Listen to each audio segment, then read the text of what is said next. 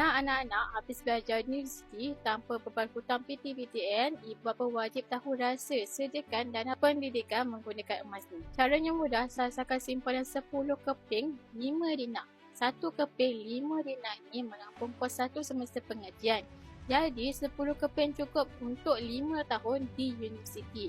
Anda boleh mula menabur RM19 dalam akaun Get Public Gold. Bila sudah cukup, terus keluarkan kepada 5 dinar fizikal yang bernilai sekitar RM15,000 sekeping sekarang. Tahukah anda, nilai emas 5 dinar secara purata meningkat setiap tahun, manakala nilai wang yang semakin mengecil akibat inflasi kos sara hidup pelajar. Anda rasa lebih tenang simpan duit yang nilainya makin jatuh atau simpan emas yang harganya semakin melonjak naik? Jamin masa depan anak anda memulai hal ini. Nak saya bantu daftarkan akaun Gap Anak secara percuma?